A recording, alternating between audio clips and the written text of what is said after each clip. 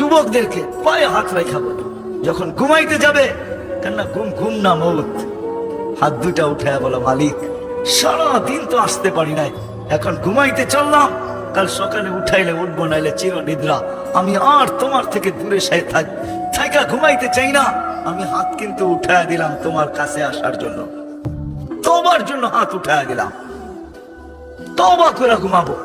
কি যুবকরা রাজি? কে কে রাজি দেখি যে তওবা করে ডেলি ঘুমাবো?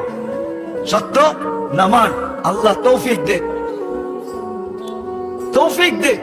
কোরআন বলে, ইয়া কওম ইস্তাগফিরু রাব্বাকুম ইন্নাহু কানা গাফফারা, মান লাযিমাল ইস্তিগফার। শয়তানকে যখন আল্লাহ বিতাড়িত করেন, তো শয়তান আরো চেতে গেছিল, তো শয়তান আল্লাহকে বলতেছিল, বিতাড়িত করলেন, 1,85,000 বছর ইবাদত করলাম, তারপরও বিতাড়িত, চলে যখন যেতেই হবে, তো কিয়ামতের সকাল পর্যন্ত আমাকে সুযোগ দেন। আল্লাহ বলে, কেন? আপনার সব বান্দা গুমরা করে দেব। তো ফেরেশতারা বলে, আল্লাহ একে সুযোগ দিয়েন না। তো আল্লাহ বলে, যা তোকে সুযোগ দিলাম।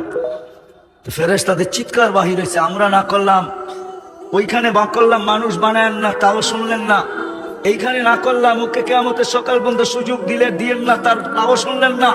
তো আল্লাহ বলে, শোনো, আমি ইস্তেগফার নাযিল করলাম, উম্মত যখন ইস্তেগফার করবে তখনই আমি মাফ করব। মা সালা ইস্তাগফির ফাগফির। আর তৃতীয় কথা, তৃতীয় ওয়াদা, আজকের থেকে কোনো অবস্থায় নামাজ ছাড়বো না। ওয়াদা। যুবকরা কি বলে? মনে থাকবে, দিলে গাঁথো, আজকের থেকে আর কোনো অবস্থায় নামাজ ছাড়বো না। আল্লাহ কবুল করো।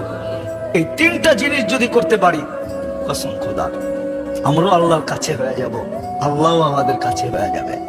আজকে যেরকম দূরে, আল্লাহও দূরে, আমরাও দূরে। আল্লাহকে দূর করে দিছি তো দূরে হয়ে গেছে, অথচ উচিত ছিল সব সময় আল্লাহর কাছে থাকা। এই তিন জিনিস যে করবে, সে সব সময় আল্লাহর কাছে থাকবে, আর আল্লাহকেও কাছে করার উচিত ছিল, কেননা সমস্ত সমস্যার সমাধান ওনার হাতে, আমাদের কাছে না। আর এটাই আল্লাহর ওয়াদা, আমাকে যদি কাছে করো, তো সমস্ত সমস্যার সমাধান আমি করে দেব। আপনি বলবেন, তাইলে সাহাবায়ে কেরাম কেন পোশাকহীন জীবন কাটাইলেন? গায়ে কাপড় ছিল না, পেটে ভাত ছিল না, পায়ে জুতা ছিল না, মাথা গোছার ঠাই ছিল না, কেন? কি কারণে? আল্লাহ রসুলকে তো আল্লাহ সমগ্র জগতের ভান্ডারের চাবি দিতে চেয়েছেন, চান নাই? মিকাইল আলাইহিস সালামের মাথায় দিয়া জিবরিল আলাইহিস সালাম নিয়ে আসছেন, বলছে আল্লাহ রাখতে চাইতেছে আপনার কদমে সমস্ত ভান্ডারের চাবি, কি করবেন? নিব না। 60-70 বছরের জন্য নিয়ে কি করবো? জিবরিল নিব না। বলছে, ছোটটা মক্কার পাহাড় গুলাকে সোনা বানায় দিলাও, শীতালা জাল তো জিবালাতা তিহামাতা তাহাবা, এটা নিবেন না? এটাও নিব না। 60-70 বছরের জন্য নিয়ে কি করব? কখন নিবেন ওটা পরের কথা। বলছে, ওইখানে নিব, ওইখানে একা নিব না, উম্মতকে সহ নিব। একা নিব না, উম্মত সহ নিব। সাহাবা নিতে পারতেন। আপনি প্রশ্ন করবেন, যদি আপনি যা বলেন এটাই সত্য, তো ওদের গায়ে কাপড় ছিল না কেন? পায়ে জুতা ছিল না কেন? মাথা গোছার ঠাই ছিল না কেন? দুনিয়ার কিছুই তো ওদের কাছে ছিল না, ছিল না কেন? ওনারা ছিল না কেন এটা না, ওনারা নেন নাই, এটাই সত্য। প্রমাণ দিছেন, আমরা নিতে পারতাম। দেখো, আমরা ইশারা করলে মেঘ আসে, আমরা টোকা দিলে ভূমিকম্প দূরভূত হয়, আমরা ইচ্ছা করলে জল আর স্থলের মতো, জলের ভিতরে ঘোড়া ওরকম দৌড়াইতে পারি যেরকম স্থলের ভিতরে দৌড়াইতে পারি, পানিতে ওরকমই দৌড়াইতে পারি যেরকম স্থলে দৌড়াইতে পারি।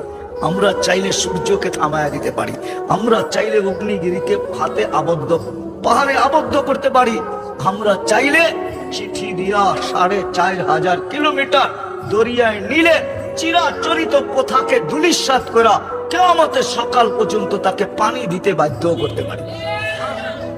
পানি দিতেছে না, দেয় না? আমি তো 6 বার দেখছি দরিয়ায় নিয়ে, আমি সুদান 6 বার গেছি, এখনো অতটুকুই পানি দিতেছে যত চিঠি দেওয়ার পরে দিছে, 1 ইঞ্চিও কমে নাই, আর কমবেও না।